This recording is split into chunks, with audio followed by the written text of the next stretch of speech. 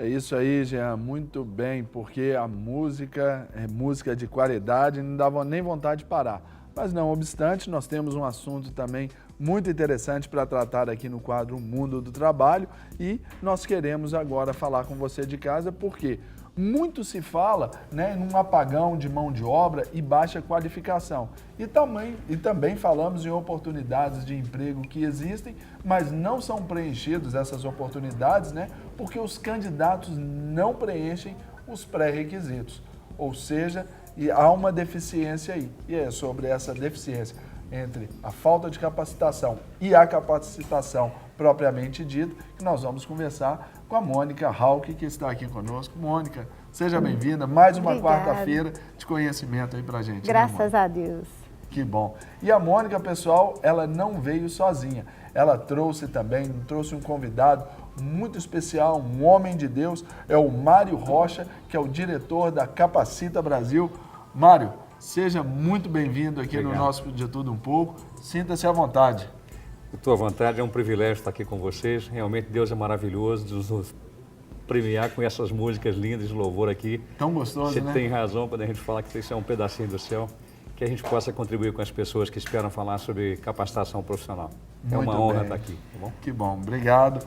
Mônica, o que os empregados e as empresas elas podem fazer para reduzir aí resolver essa situação aí?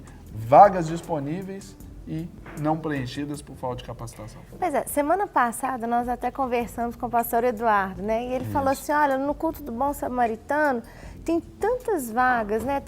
Tantos empresários querendo os colaboradores e muitas vezes as vagas não são preenchidas porque as pessoas elas não têm, às vezes elas não preenchem os pré-requisitos. Então a gente entende que tem um problema aí de capacitação das pessoas. Só que a gente precisa entender e aprofundar um pouquinho nessa questão, o que é capacitação? Que muitas vezes a gente entende a capacitação simplesmente com ter ou não ter um curso superior. Às vezes a gente acha assim, não, se eu fizer um curso de inglês eu vou conseguir uma vaga. Às vezes se eu fizer uma faculdade eu tô feito, eu tô pronto. E aí a pessoa entra na empresa e descobre que não é bem assim, não é só Tem isso. algo mais, né? Não é, Mário? Fala mais um pouquinho pra gente. Então vamos falar sobre a capacitação, Mário. Então, para a gente poder conceituar um pouquinho, capacitação é diferente de ter capacidade. Capacitação é quando você tem habilidade, conhecimento, vontade, desejo, experiência para executar determinada tarefa com excelência. Eu gosto muito de voltar na Bíblia para dar os exemplos para os empresários.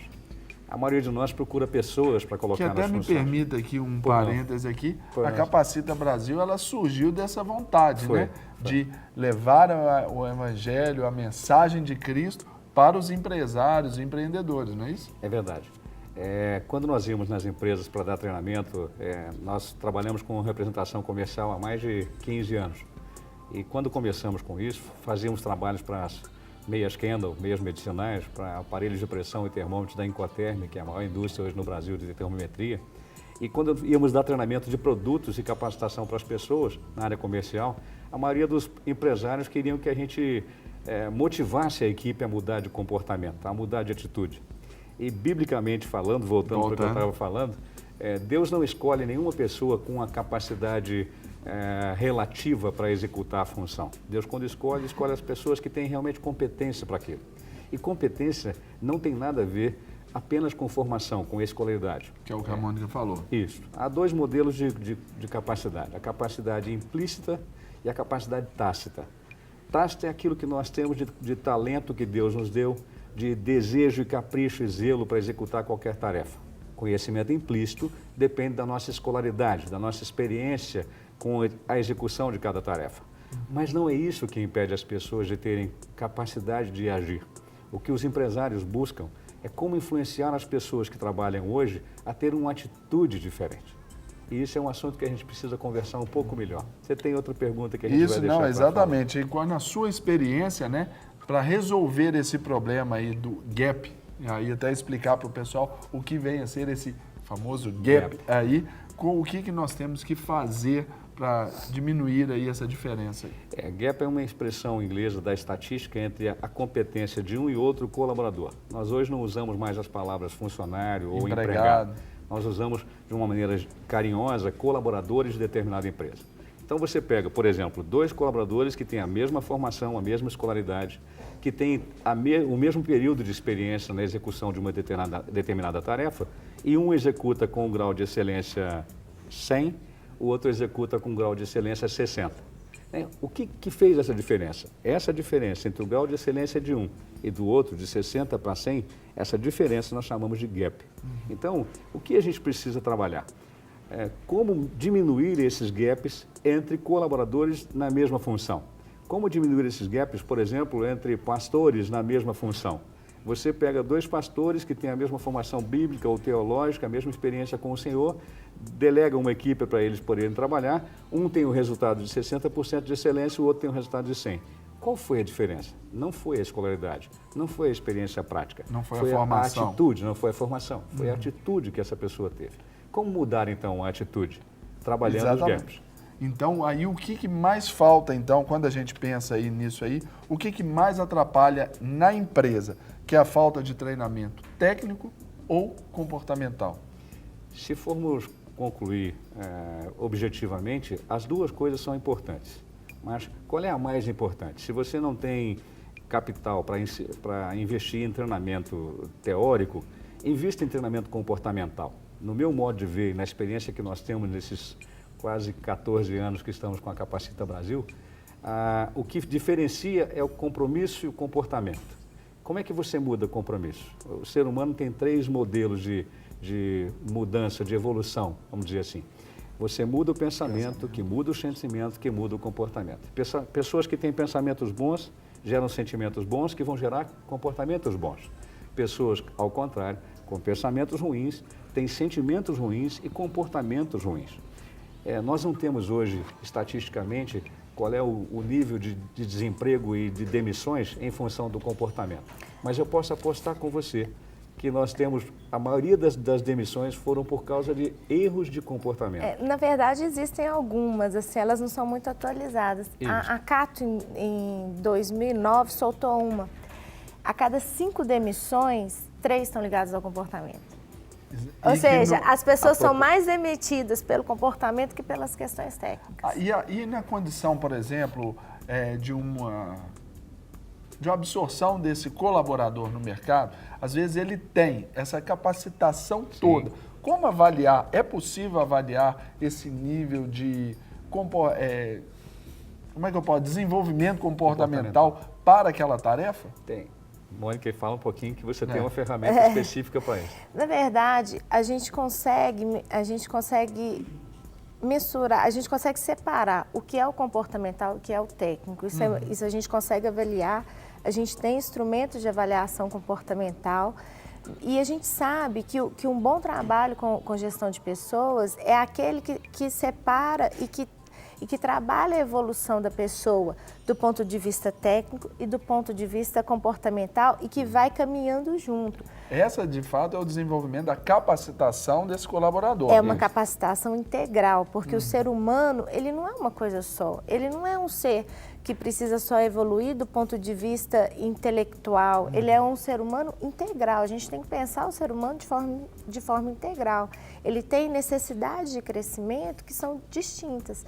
Ele precisa evoluir do ponto de vista comportamental. Ele tem ali na empresa necessidade de sociabilização, ele tem necessidades ali de integração, ele tem necessidades de raciocínios que são diferentes. Agora, do ponto de vista comportamental, a gente precisa colocar a pessoa certa na função certa. Isso é fundamental, porque se você coloca a pessoa certa na função errada, ela vai começar a ter comportamentos inadequados. Aí não adianta ela ter assim, a melhor faculdade, o melhor diploma, o comportamento dela vai desencadear várias atitudes erradas e ela vai ser demitida. Mesmo tendo o melhor currículo do mundo.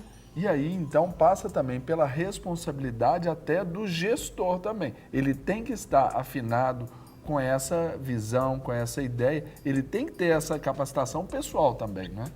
Tem. E ele tem que ter essa visão, exatamente.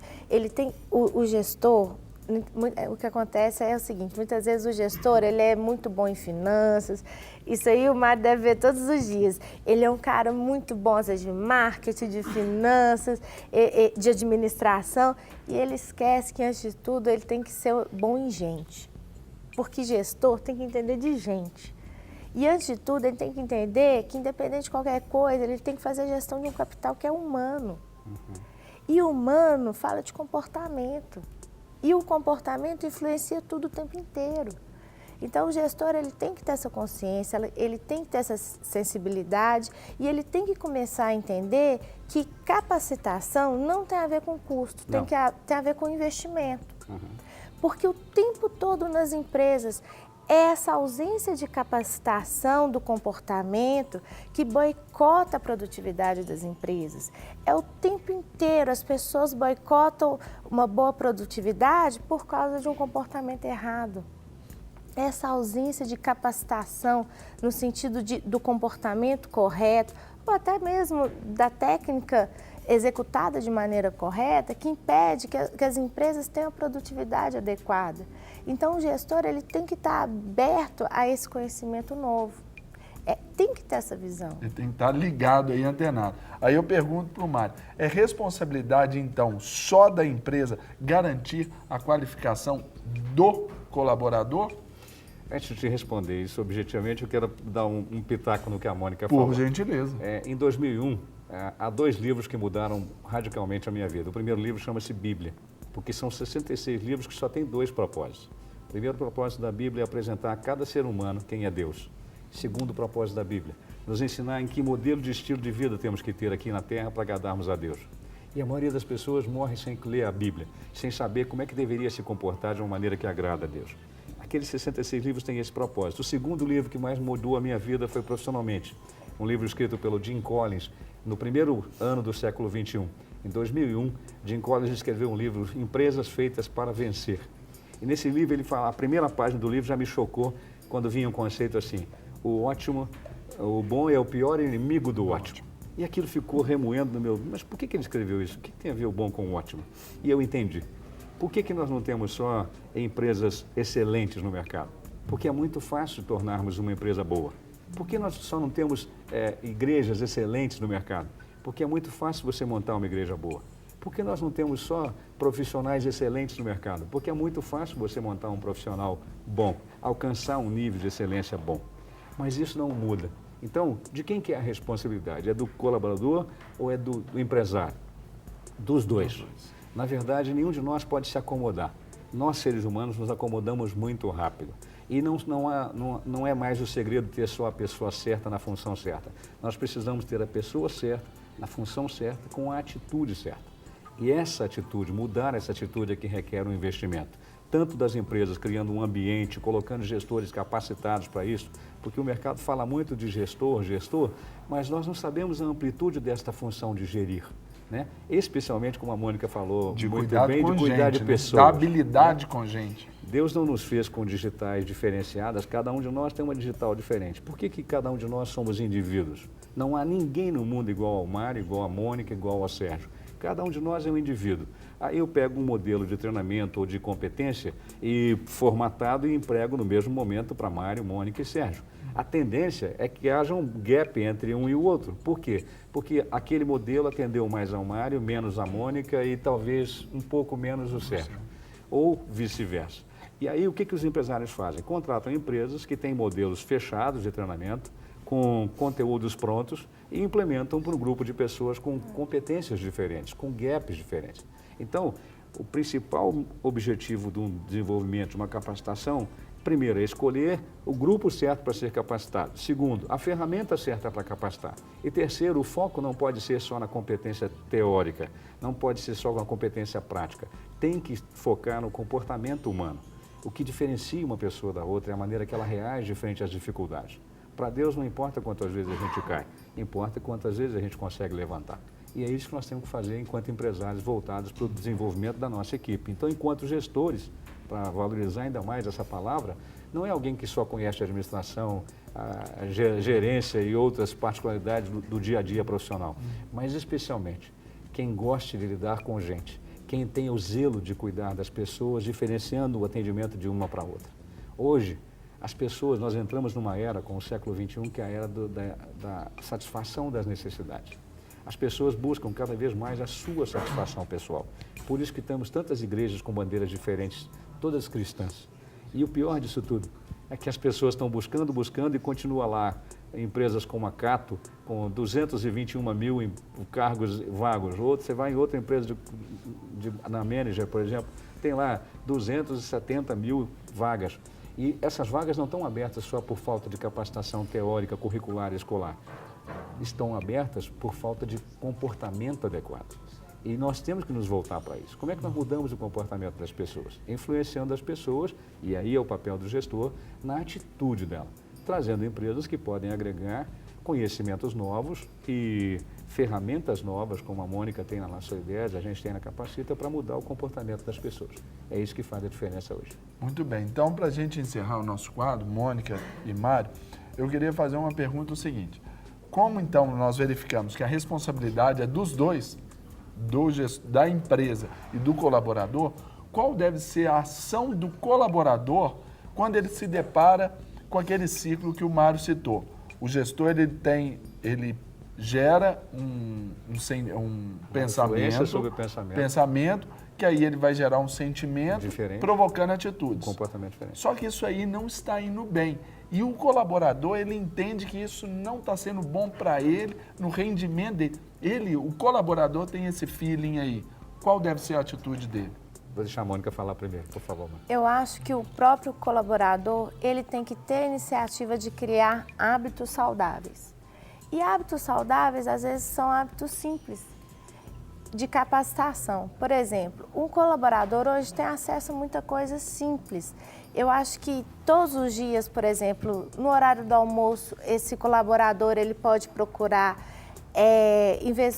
quantas vezes a gente gasta tempo no Facebook, né? Então, coisa simples, o colaborador, em vez de ficar no Facebook, comece a procurar um site de capacitação gratuita, de capacitação técnica. O colaborador começa a observar quais são os hábitos saudáveis que vão gerar um maior desempenho para o meu trabalho. De repente, é usar uma agenda para melhorar a organização do meu tempo. De repente, eu começar a me tornar uma pessoa mais pontual. Quais são os hábitos que vão desencadear um comportamento mais saudável e que vão me levar a ser um profissional mais qualificado? Ou seja, o que eu posso fazer para me tornar uma pessoa mais capacitada? Então, essa tem que ser a motivação. Agora, Mário, quiser falar, encerrando para a gente? Eu vou pontuar especificamente sobre a atitude, né? Um dos exemplos mais bacanas que eu vejo é Jesus conversando com Pedro um pouco antes de Jesus subir aos céus. Jesus pergunta: Pedro, se tu me amas? E Pedro: claro, Senhor, claro que eu te amo. Então, apacenta as minhas ovelhas. Perguntou pela segunda vez: Pedro, tu me amas? Pedro falou: claro, Senhor, claro que eu te amo. Pois é, então apacenta as minhas ovelhas. Pela terceira vez, Jesus perguntou: Pedro, tu me amas? E Pedro, meio que sem entender: claro que eu te amo, Senhor. O que eu tenho que fazer para te convencer que eu te amo? Deus falou: apacenta as minhas ovelhas. Um bom gestor cuida de pessoas adequadamente. O meu principal objetivo é saber se eu sou competente enquanto gestor de pessoas. Como é que eu vou saber se eu sou um pai competente? Para dar um exemplo prático. Eu pergunto para meus pais, para os meus sogros, para minha mulher, para minha mãe ou para os meus filhos? Na sua opinião, Sérgio, para quem eu perguntaria? Eu sou pai, quero saber se sou um pai competente. Para os seus filhos. Para os meus filhos. O alvo do pai é filhos. Então, o alvo do gestor são os colaboradores da equipe dele. Se você quer se tornar um bom gestor, pergunte para a sua equipe: onde é que você tem falhado com ela? Pergunte, crie o hábito de fazer reuniões pontuais nas horas de folga com as pessoas para ouvi-las sobre como é que você tem sido. Onde você acha que eu estou sendo um bom gestor com você? E quais são as áreas que você vê que eu preciso melhorar? Se você criar o hábito de ouvir as pessoas com um pouquinho mais de critério, em qualquer que seja o espaço, você vai aprender a se tornar melhor como gestor. E aos colaboradores, né? Se você quer saber se você é competente, quem é o alvo do seu trabalho? Se você trabalha com clientes externos, pergunte para alguns clientes mais íntimos como é que você tem sido como profissional com eles. E se você tem só clientes internos, pergunte para os seus colegas de trabalho como tem sido o meu desempenho com você? Certamente eles vão contribuir com a sua capacitação e você vai melhorar na sua atitude. Essa é a dica de hoje. Ok, muito obrigado, Mônica, mais uma vez pelo quadro Mundo do Trabalho, que enriquece muito o profissional que está do outro lado da telinha ali, a dona de casa também, o empresário, o pastor que nos assiste agora. Então, só agradecimentos. Nós que agradecemos e até semana que vem, se Deus Isso quiser. aí. Mário, muito obrigado, seja muito bem-vindo aqui à Rede Super, primeira vez, não é? É a primeira vez. Então, sinta-se à vontade, a casa é sua, volte mais vezes, eu sei que a Mônica vai fazer novos convites. Eu agradeço por isso, foi um privilégio estar aqui com vocês, de poder contribuir um pouquinho. Se quiserem saber um pouco mais da gente, o nosso site já está aí no ar, www.capacitabrasil.com.br. Agradeço a Mônica, a você, Sérgio, pela oportunidade e a Deus por ter nos trazido aqui. Que a gente possa contribuir com a tua vida em nome de Jesus.